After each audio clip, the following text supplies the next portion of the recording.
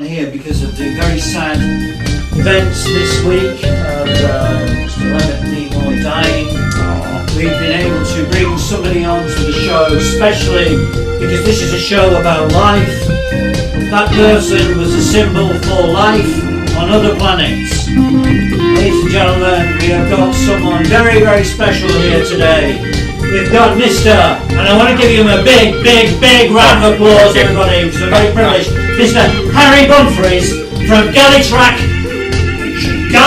podcast, the Doctor Who fan, and a tribute to Spock. Ladies and gentlemen, give him a big round of applause.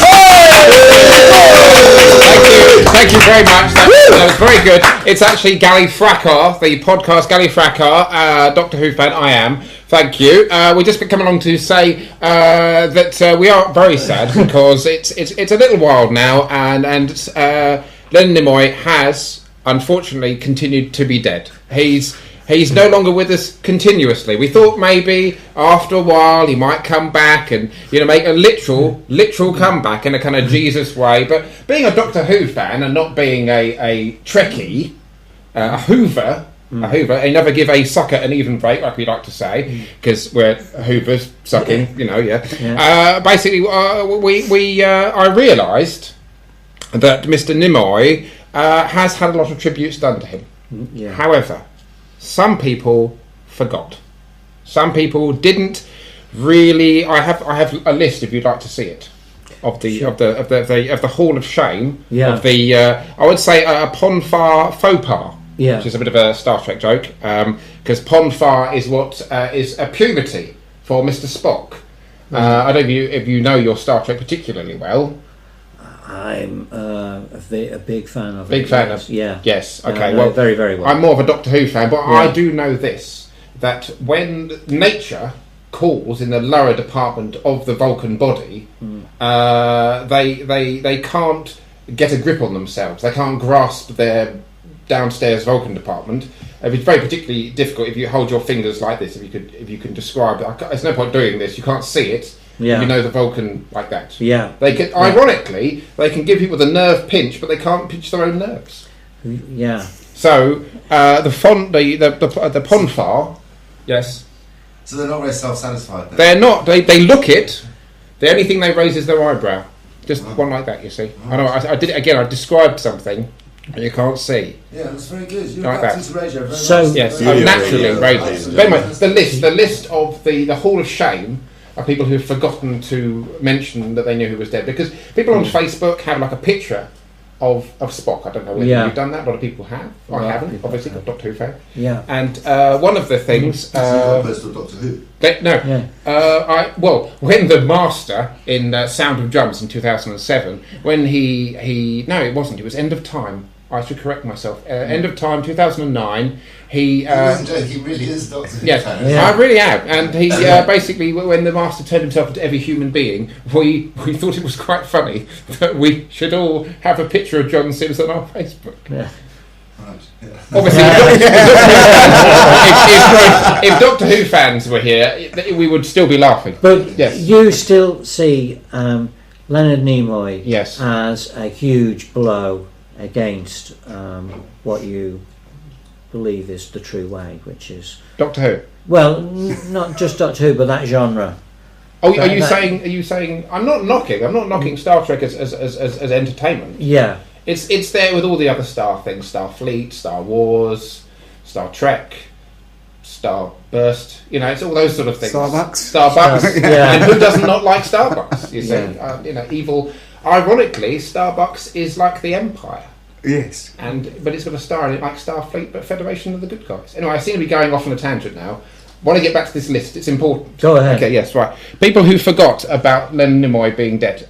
Carol Decker from T'Pau. Now, if you know don't laugh. It's serious. If you know your T'Pau, their name, the 80s rock band T'Pau, is from Star Trek. She's not. Before you say it, is not Spock's mum. People think T'Pau is Spock. No, it's not. She's a random important Vulcan. So Carol Decker has yet to say You know, and her career is based on the name of the group, Yeah. which is based on Star Trek. And I can't think of any well-known pop groups that have any Doctor Who connection. So what does that say? Yeah. Yeah. And the other one was, of course, Dr. Feelgood? Dr. Feelgood. Yes, he's Yeah. not a real doctor. And Dr. Hook. Dr. Hook. And another one as well, I can't remember her name now, Kirstie Alley from Cheers. Yeah. She played Savick in Star Trek 2, Wrath of Khan.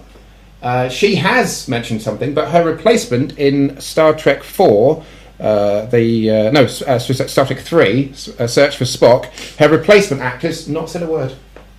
Because she was replaced by Robin Austin, I think it was. Right. You know, but there you go. That's my hall of shame. So one actress and one 80s pop star have yet to rise to tribute Mr. Spock. I think also that when you see these people and you look at them on social media and everything, you wouldn't think that, would you? You know, you see them walking down the street and, Yes. you know, you wouldn't think that they would be like that. And I've not met Carol Decker. I never did. But I mean, that, you know, if that is actually what they are like. In real life. You know, I mean, So you've just... you got resentment now towards Carol Decker? Well, the second album wasn't so good.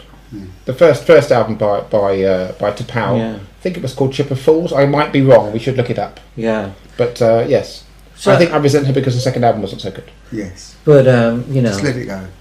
I mean, I just understand what you're saying. I think it's absolutely despicable, and these people are also often getting public money as well. We should remember, you know, I mean, often they're very well paid people, you know, and there's no excuse for it, is there? I don't think. Not really, no. But No. I just thought, you know, if for example, and I don't like to say it, if Tom Baker was to die, and they dug up his body and he turned into Peter Davison, that'd be a nightmare. Yeah. But it is possible, because it's interesting, actually, believe it or not, that people say that sci-fi fans aren't ready for death, and if you think about it, Spock dies in the Wrath of Khan and comes back in Search for Spock, in Voyage Home, and very rarely in sci-fi, in popular sci-fi, do they kill their characters off. Like, is that person in EastEnders? Did somebody die recently in EastEnders or got murdered?